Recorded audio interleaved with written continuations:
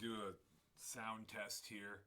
These are $40 Weed Whacker strings. If you know anything about upright bass, the strings are really, really expensive.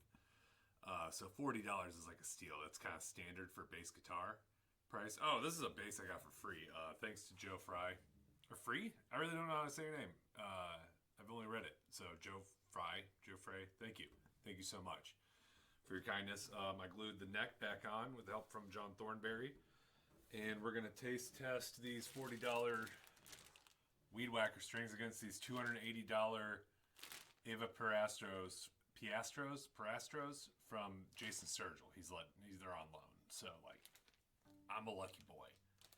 I'm fantastically lucky to be so blessed in my life. So, I'm kind of learning the ropes of slap stuff. I've recently figured out triplets, so I'm going to throw in a few of those, but it's basically just...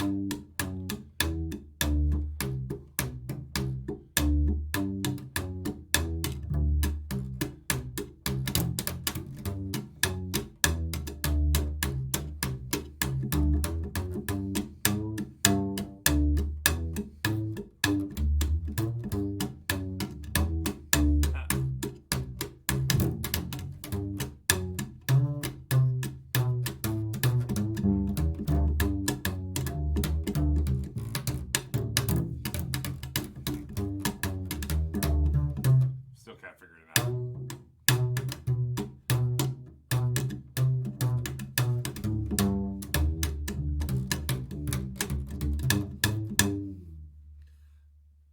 It's me attempting half of a bluegrassy thing, half of a Milt Hinton jazz thing. Like something, I don't know, here's...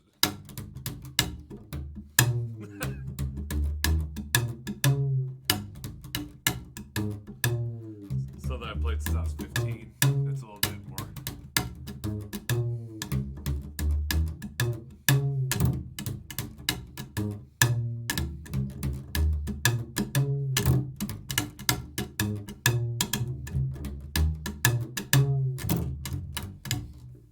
So they have a charm to them. No denying that.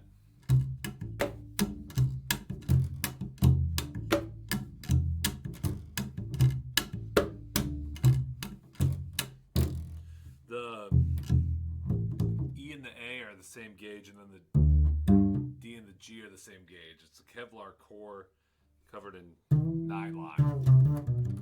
They're unwound.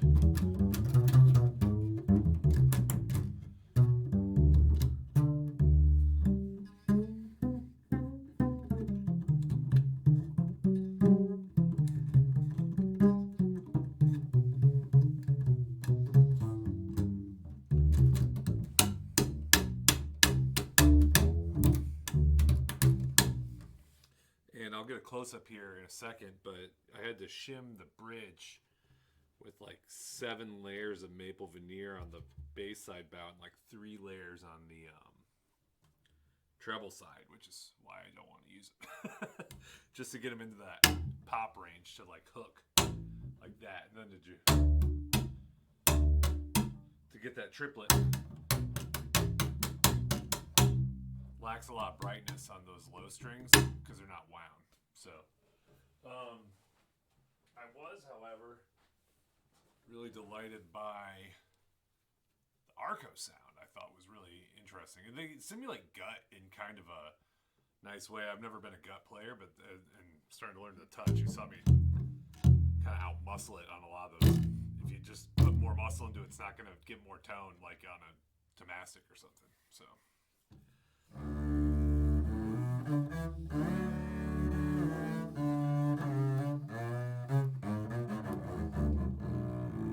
Maybe I like this sound because I like jazz, and there's a lot of this kind of really dark, nasally bowed sound in jazz. Like a lot of like decades of kind of questionable jazz solos with a bow. I like them.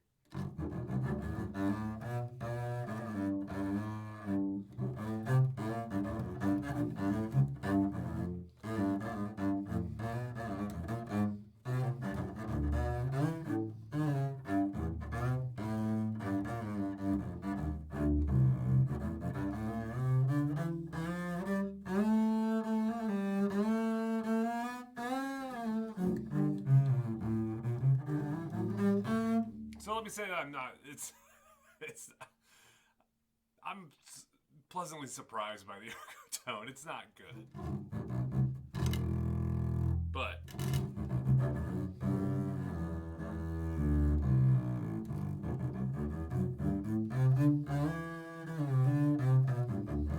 this is after I coated the bottom. After I coated the lower part of the strings here with Pop's rosin. I just like rolled off a booger of it and just kind of coated it, which helped my grip for the slappy bits anyway. Not getting any high-end treble from the metal wind. So they're okay. Just in general, this bass is holding, the neck's holding on good from only hide glue. I'll do a more in-depth repair on that if I ever need to come across it, but the strings are so lax on here, it's holding well. It broke pretty clean. So, because if you get into that, you're going to get into a whole can of worms, and I'll redo the fingerboard and stuff. So, yeah, I'm going to swap these strings, and you'll get my fresh reaction after I do that. And it'll only take as long as it does, which is too long. All right, I'm now back with these new strings on, and right away I like them better. Who would have thought? They're way closer to what I'm used to playing.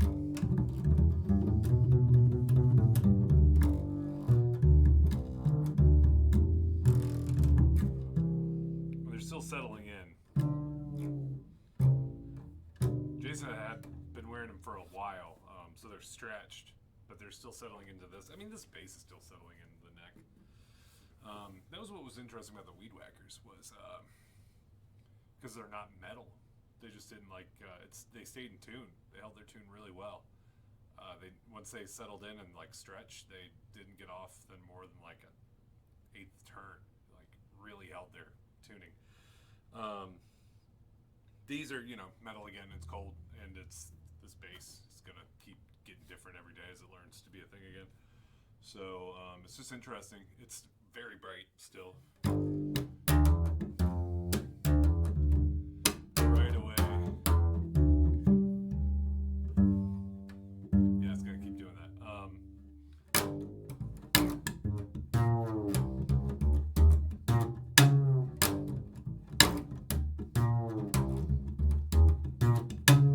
It's like velocity sensitive now. If I pop real hard, you can tell as opposed it's different than popping a less hard, which if there was like one size fits all on those Weed Wackers.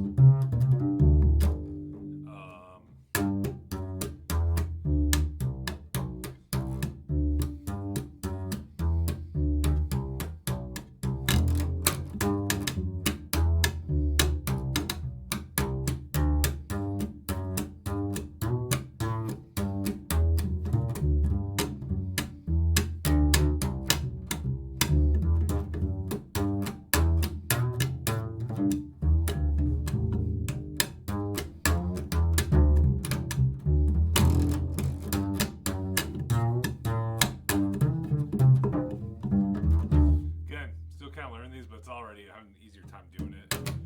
My chops are like super spongy because they just haven't really like I'm sore. I haven't had slap bass chops and like electric bass or anything in years. Never really tempted on this, so I'm just getting used to that. The triplet's insane because you gotta like pop, slap, and then pat.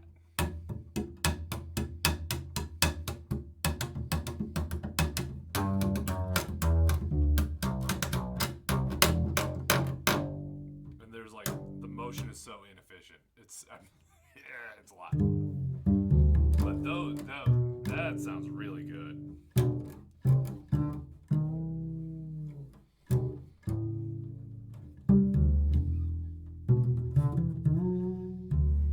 And then with bow, it's been pretty interesting as well.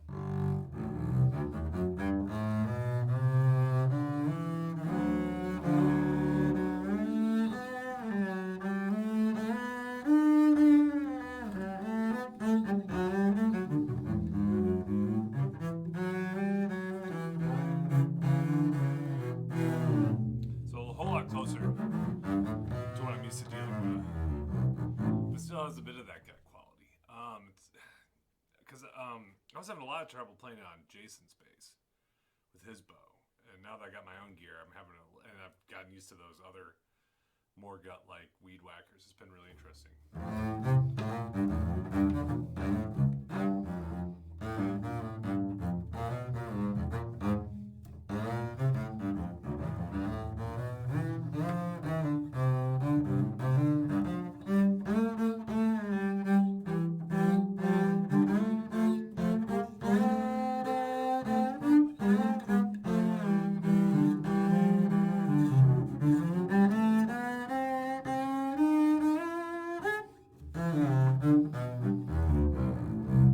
So there's actually potential there.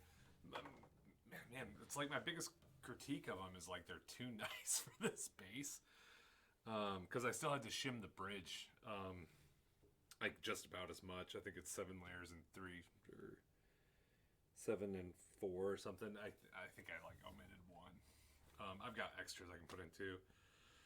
But I mean, yeah, the nice strings make me want to get a bridge with adjusters and get like a better tailpiece, because that one's kind of shit. Yeah, so it just all depends on the neck hole. It just goes to show you, like, it's like a $1,300 bass new, like, quote unquote. So it's like, with that repair, it's a $500 bass. You know, it's not a $2,000 bass, but you can make it, just put in nice strings and shit. Like, you can upgrade it so fast. It's like a Stratocaster, you know, who plays a stock Strat. You do something to it to make it yours, you know.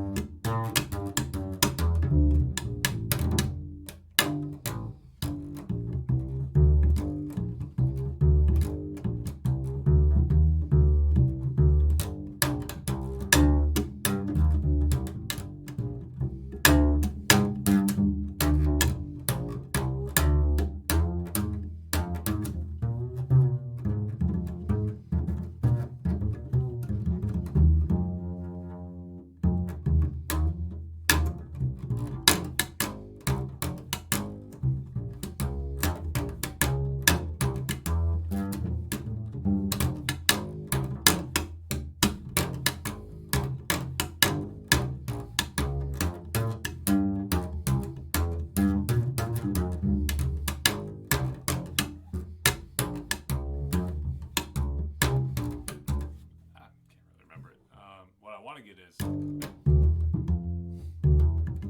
we get the shuffle feel.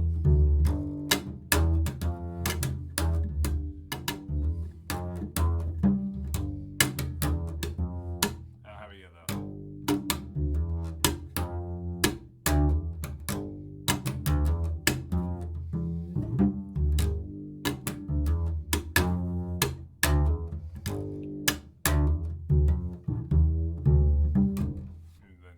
So I'm gonna let these stretch out overnight and settle in, and probably hydrate the bass and do little things I can until I get a nicer bridge, and probably pick up for this eventually. I don't want to sink too much money into it. Just seeing how the neck holds, it seems to be fine unless it rips off, overnight. But it's cool. Like and subscribe. Let me know in the comments what you think. Anyway, yeah. Thanks for watching.